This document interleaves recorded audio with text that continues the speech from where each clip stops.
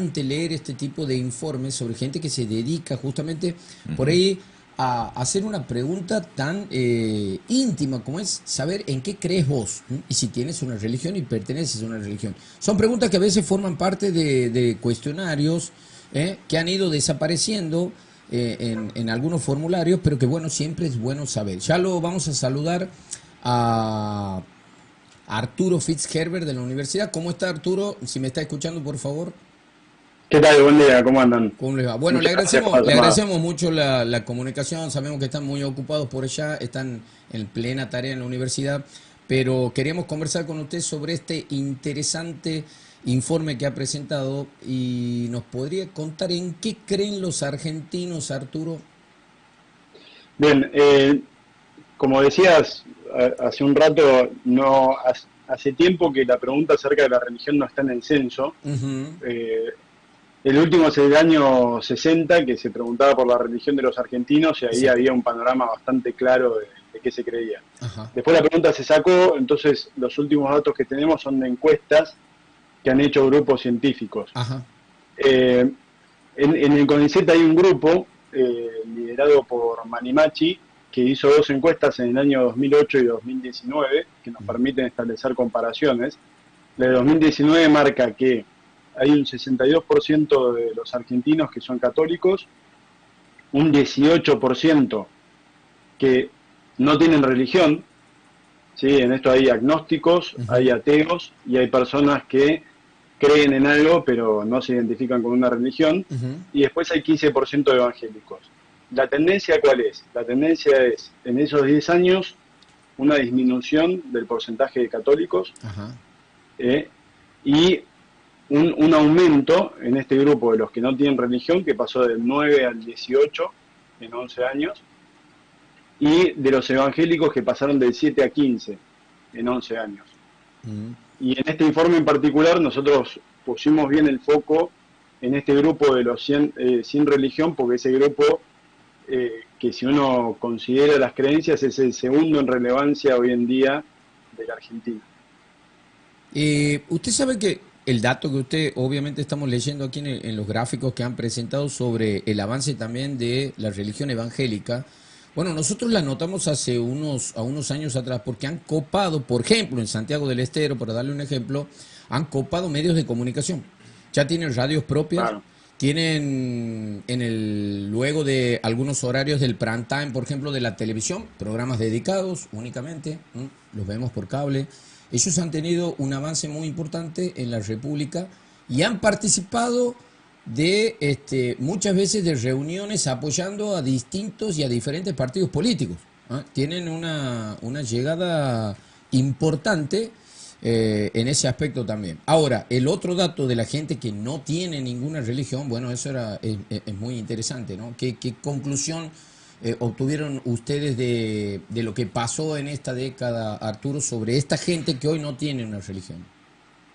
El primer punto diría que surge como muy relevante es la heterogeneidad de este grupo, Ujú. ¿no? Porque habitualmente pensamos, bueno, no tiene religión, no cree en Dios. Ajá, Y lo que encontramos es el porcentaje más chico de los que no tienen religión es el de ateos, que son aquellos que no creen en en Dios. Dios, Hay sí. un porcentaje un poco más grande de agnósticos, que son Ajá, los que dudan, que no pueden ni afirmar ni negar la existencia de Dios. ajá, Y la mitad de estos sin religión son personas que pueden tener creencias sobrenaturales, pero que no se identifican con una religión en particular. ajá. Entonces, acá tenemos fenómenos muy distintos. Por ejemplo, este último grupo, que es el más grande, es un grupo de gente que nosotros hemos entrevistado a unas 20, 22 personas, en realidad 22 personas para ser preciso. Ajá. Este grupo que dice, bueno, creo en algo, pero no me identifico con una religión. Entonces, ¿qué está pasando ahí? Nos preguntábamos. Y ahí hay o gente que tiene creencias que no se ajustan exactamente a las instituciones religiosas que conocen. Por ejemplo, creen en Dios, pero no en el concepto cristiano de Dios, entonces no se ven representados. Hay otras personas también que pueden creer en Dios, en Jesucristo, en la Virgen, pero sentirse distanciados de la Iglesia Católica o de los evangélicos, por cuestiones de cómo que vieron durante la interacción en su vida, Ajá. por posiciones públicas que tiene la iglesia y no comparte, por cómo ven que se portan los fieles, ¿sí? Y que eso le genera, digamos, un distanciamiento que es como la noción, digo, para poner un ejemplo similar, ¿no? Alguien que durante un tiempo se identificó con un partido político y de repente dice, bueno, pero las posiciones actuales no me representan, entonces ya no me siento, no sé, radical, peronista, Ujú. del PRO o de lo que fuera, ¿no? Exacto, Eh, exacto. así Eh, que sí, sí, sí, lo escucho, perdón.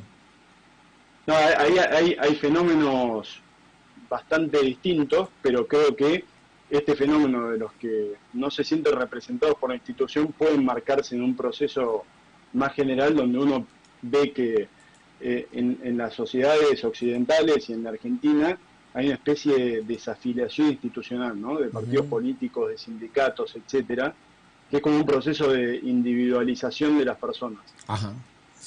Bueno, en el fenómeno, si a lo mejor ustedes tuvieran tomado, por ejemplo, obviamente entendemos las razones, por ahí es tan vasta la República Argentina, pero los fenómenos religiosos en el norte del país están muy arraigados, tienen que ver con una historia, el conservadurismo, por ahí procesos de desindustrialización que hubo en el norte argentino y con mucha miserabilidad en algunos sectores y lo único que tenían para aferrarse por ahí era la religión, ¿no?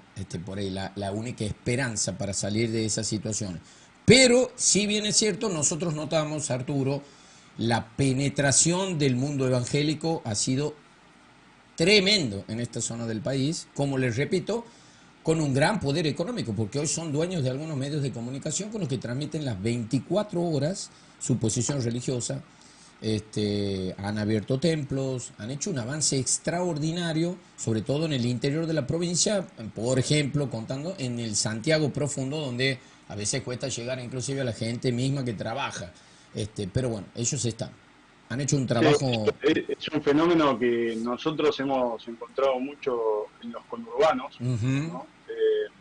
Es un fenómeno que está bastante localizado geográficamente, ¿sí? Es un fenómeno muy territorial. ujú, En los alrededores de Buenos Aires, en los alrededores de Tucumán, probablemente en los alrededores de Santiago del Estero, sí, esto se ve sobre todo en la inserción en sectores socioeconómicos bajos, ajá, ¿no? ujú, Es decir, ahí donde hay presencia de pastores que empiezan a diseminarse territorialmente. No exactamente. tenemos un dato, digamos, estadístico Sí, general sí, por sí, este sí. tema del censo, pero sí hay algunos estudios etnográficos, es decir, de gente que analiza el territorio, y lo que encuentran es que es un fenómeno como si uno dijera un partido político que viene desde abajo hacia arriba, con la particularidad de esta, de que también se insertan en medios de comunicación. Yo ayer caminaba, vivo en la ciudad de Buenos Aires, Ujú. caminaba cerca de la zona del obelisco, y en el club platense se va a hacer un encuentro evangélico bastante grande y hay un auto ahí circulando con una gigantografía de un pastor evangélico. O sea Sí, que sí, sí. Sí, sí, sí, un movimiento, ¿no? no, no, es impresionante.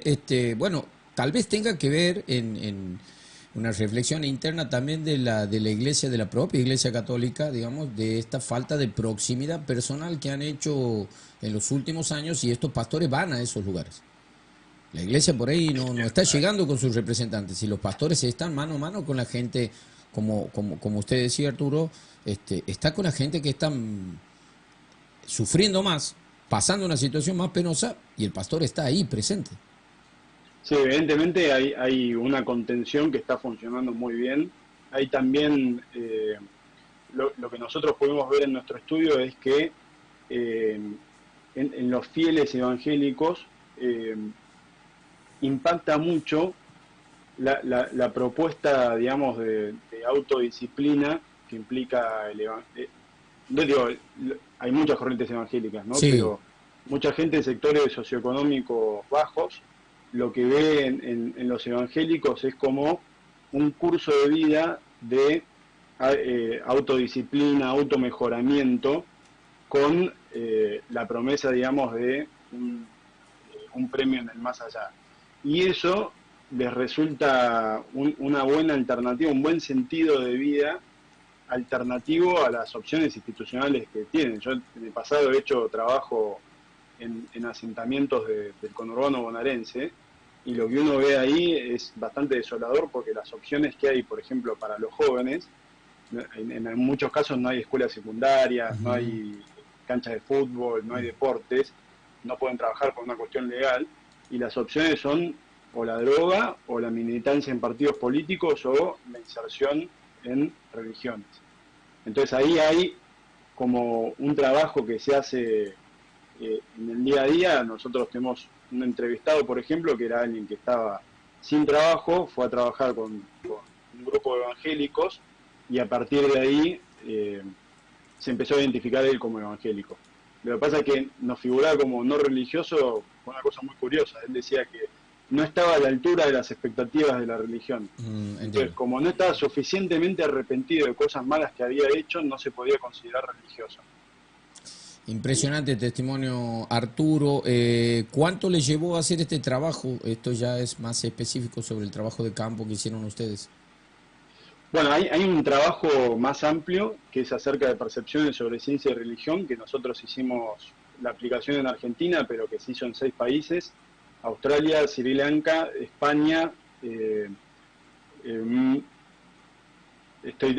Alemania y los Estados Unidos. Ah, bien.